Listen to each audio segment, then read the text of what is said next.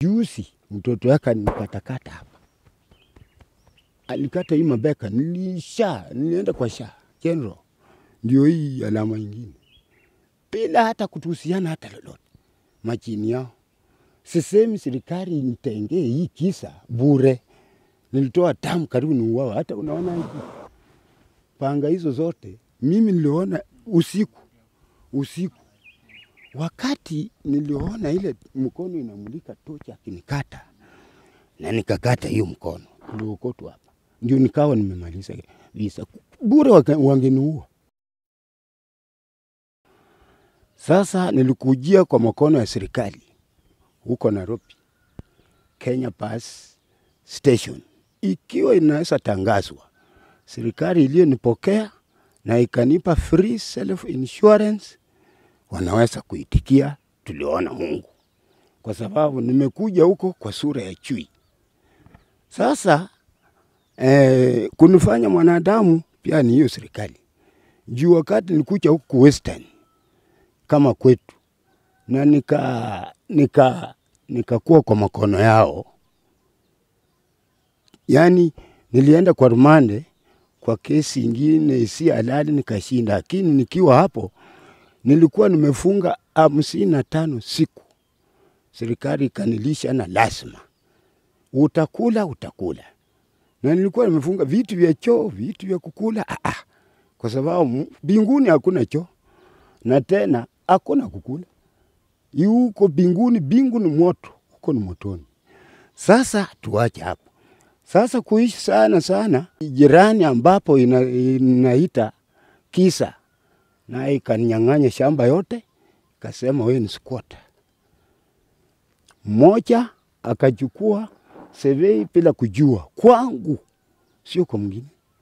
Akakuja akanikatia shamba kwota pahali na yeye nusu.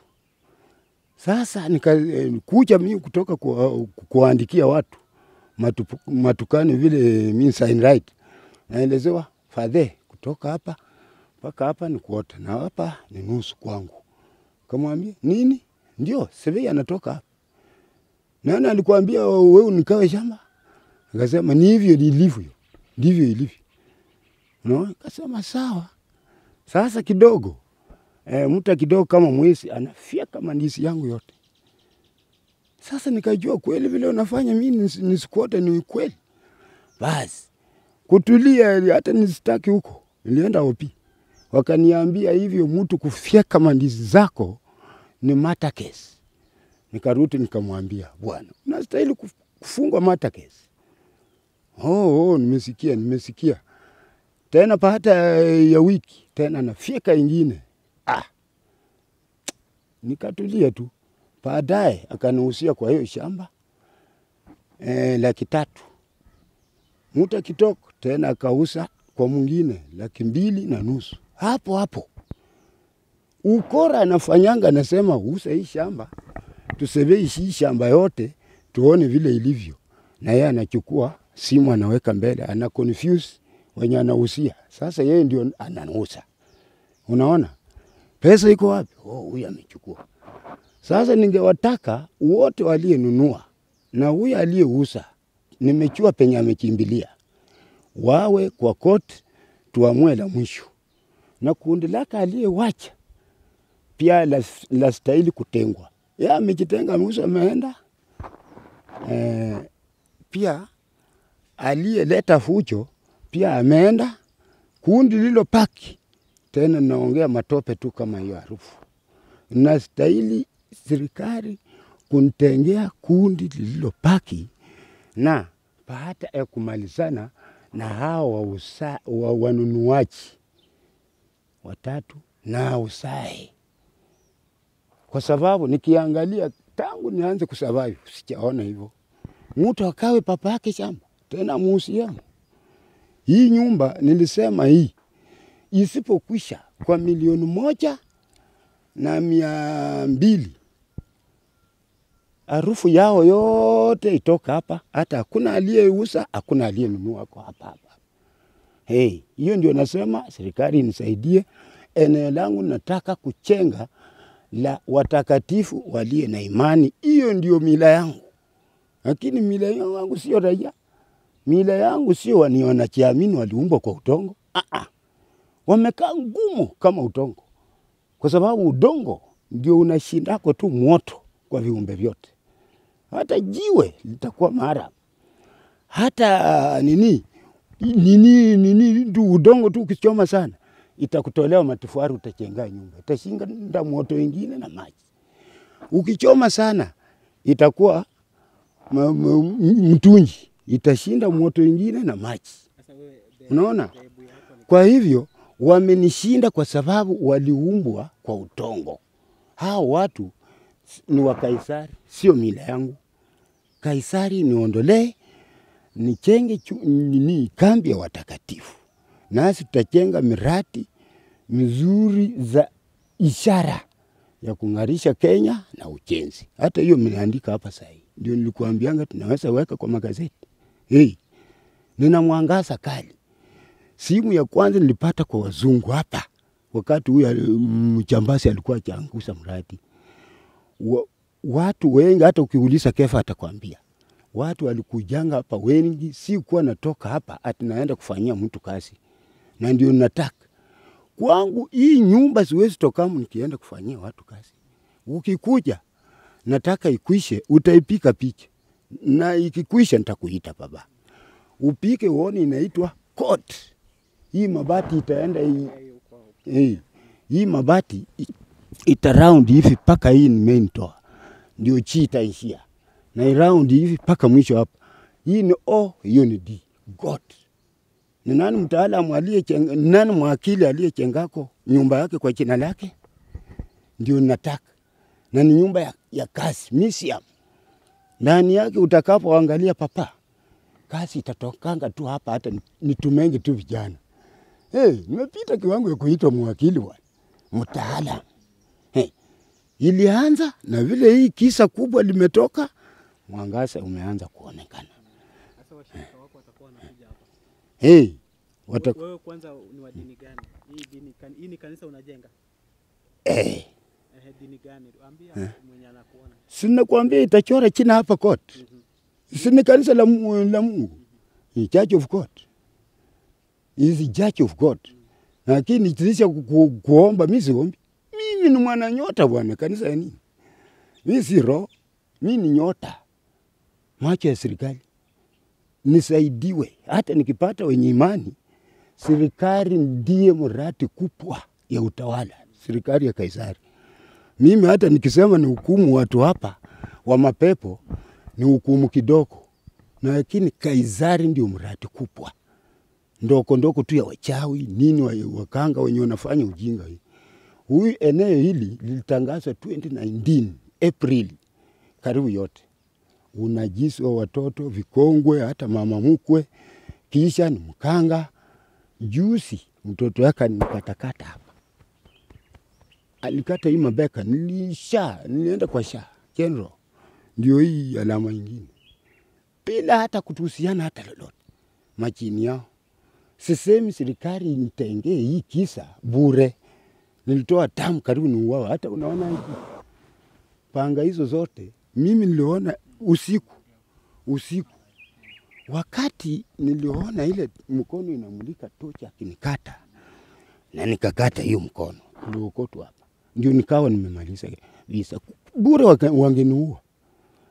Sasa nataka asimameko mbele. Achiu mashtaka. Alichimbia inashukumbu iko Jaluoni huko. Unaona? Alikuwa atibiwe akiwa kwa rumande.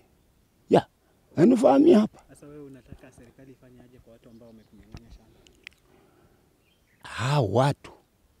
Hao watu waende mbele, niende mbele. Waseme walinunua kwa nani shamba. Huyu chambasi nilikuambia yafaa kuche huko. Na wenye alihusia shamba. Wasemeko nilikuhusia rasta shamba. Na niulize, unipea kwa mkono ama kwa simu? Sasa hii nyumba ingekuwa imeisha. Na sasa anapea yule mwenye wa mkono, wanasemanga wa mkono yule shahidi, si ndio? wanalipa yeye. Hiyo inafanywa wapi? Hiyo ni sheria gani? Sasa kama ningepewa mimi, ni kama ningechenga nyumba kubwa hata Great House hapa. Wewe ni msanii wa kuchora? Kuchora. Angalia kule. Labda kuna customer atakuona anataka umchore. Basi. Kuchora, sign writer, drawing, alafu hata ile designer. Designing by wood and clay. Cartoonist. Hata hiyo barua ninayo. Na lakini nikienda kwa ofisi yote wanasema hii kweli ni true. Nani? Ni department ni gani? I'm the first God who live in, yani first Father who live in Holy Spirit. You know, Father, Son, Holy Spirit. Sindio? Mimi ni papa niishie katika Roho Mtakatifu. Hata mkienda hapo kwa nyumba, kwa kanyumba mtaona mfano wa Holy Spirit. Mungu aliyeumba mwanamke kwa mfano wake. Na mimi niliumba wewe kwa mfano wangu. Kwa hivyo mimi wewe ndio umeniumba? Kwa mfano wangu. Si uongo. Unajua ni kwa nini? Na ulienda shule? Shule ni stand for. Masomo ya mwanadamu hainihusu kitu. Hata hizi kazi zote nazo sio natoka kwa wanadamu. Tena wengi wanajifunza kwangu. Unaamini kwa masomo? Unaamini kwa masomo? Sasa masomo tu ya elimu. Umuhimu wa elimu ni kusoma na kuandika. Na sio kwa mimi tu. Kila mtu asomaye, ikiwa anaweza kusikia tu sauti yangu. Hata niliandika, punguzeni darasa za shule na muongeze interview ya kazi. Si ndio? Kwa sababu mtu ndio mwakili mwenyewe. Akili ya mtu ni yake mwenyewe. Bora ajue kusoma na kuandika. Ujinga wa mtu tena ni yeye. Mtu apei mwingine akili. Ile maana niseme hivyo, mtu mnasoma wawili, si ndio? Kwa darasa mko na watu 45 kwa darasa moja. Same subject, same anything, si ndio? Wewe utapata namba 1 na mwenzako atapata 44. Na mwalimu ni mmoja huyo. How comes? Sasa ukiwa mgonjwa unaendanga hospitali? Unaendanga hospitali? Uniambia mlienda ukatibiwa kwa SHA? Si ndio kwa ajili ya hii wakanga. Mbona mimi sikuwa nimeendako. Nimetoka kwa kisasi hiki cha ukaidi. Sasa serikali inaonaje? Si niweke wasi.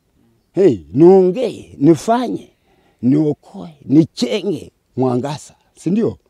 Na lakini wakanga hao ni makaidi. Mkanga ni mwana wa mwovu. Vile Yesu aliye mwanangu, si ndio? Mchawi ni roho wa mwovu. Hakika taifa linalohalalisha tu wachawi na wakanga halina maendeleo. Maana yake mchawi hataki maendeleo ya mtu. Sasa ikiwa ndio wengi, maendeleo itatoka wapi? Kama wako hao, papa ungelikuwa umenichua kitambo sana. Nilikuwa nimeng'ara baba. Kweli huko. Uko na picha? Za kitambo. Kunayo kiasi sijui. Sasa wewe Mungu anaendanga hospitali? Hospitali sio ndio walinipeleka. Na wewe sasa unaombanga? Mimi siendangi hospitali. Na kuomba unaomba? Naomba nani? Na wewe ndio Mungu. Halafu mimi nikuambie vile malaika wa mbinguni ulra. Kiluya nini? Unaniuliza Luka Makatang. Tena unaniambia Mungu. Sasa sikiza tu. Nilionywa nilipotoka mbinguni kwamba unaenda duniani, angalia hiyo dunia ni maoso, kumejaa maoso. Na tunakuonya usilale wala usifungie popote ulipo hata kichwa kionekane kwa bingu. Na usithubutu kuomba kwa sababu hakuna jina lipitalo Mungu. Ni wewe, tunakuamini, tunakuwekea mkono. Mnajua maana nisichifungie pahali hii kichwa kionekane kwa bingu. Maana yake ni nini? Wanadamu mnapenda upinzani, vitu vya kampeni peke yenu. Mimi mwenye ninge kampeni na yeye alikuwa Shetani 1988 August, vile nimemwambia. Na nikamweka chini, nikamweka motoni. Mwanadamu tu kisasi, nyinyi si viumbe, visasi. Nyinyi wewe ulizaliwa kwa sababu unajiamini kimwili. Hey, sasa kisasi kinaweza kufanya na mimi kampeni. Afanyie kwa ishara yenye nafanya. Mbinguni ulitumwa na nani na wewe ndio Mungu? Malaika wenye nimewacha huko wengi. Hata wenye ulisikia wao alikuweko Paulo, alikuwa Petro nini. Si huko? Hey, wote wako chini yako. Mimi niko na hao. Sio chini yangu. Sasa wa mbinguni wawe namna gani chini yangu? Hey. Sawa. Hey. Kwa hii agano inasema hivi, ajaye katika uteule wa Kristo lazima atajipatia funzo mpya la kiufalme. Sasa nimejipatia funzo miaka mingi, karibu 39. Tangu 1987. Na unasomanga Bible gani? Mimi sisomi Bible. Na usiwezi letea hapa ati pastor wala hata nani. Hiyo vitu vidogo, vitu vya roho hiyo. Sisi watu wa nyota na serikali, sisi ni kampuni kubwa. Wewe sema roho anakuongoza. Na uko na wafuasi? Si ndio natafuta. Kwa nimefunikiwa na hii watu visasi hii. Sasa nataka serikali yetu inifunulie. Upate wafuasi. Nipate wafuasi. Na mtaandika kitabu yenu sasa kama Bible ama? That testament. Kutoka kwa Musa na Christ. Sasa I'm that testament. You want to tena hiyo ndio mwisho. Sina papa wa kwanza na mwisho. Nataka tuandike. Sasa wewe kama gani ndio ukagundua kwamba wewe ni Mungu? Ulichukua muda gani ndio ukagundua kwamba wewe ni Mungu? Kukundua nini? Sinitoka nyumbani nikijua. Ikiwa serikali iliyenipokea Kenya Pass Station Nairobi hiyo mwaka 1987, si ndio?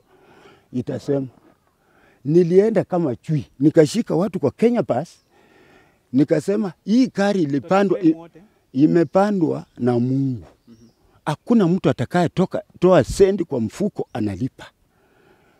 Kuongea hivyo mara mbili, huyu jamaa anaendelea nikasema bwana, nimesemaje? Wewe peke yako waenda, lakini wengine walipa. Wao wanifikia alifika huko kama chini iko hivi.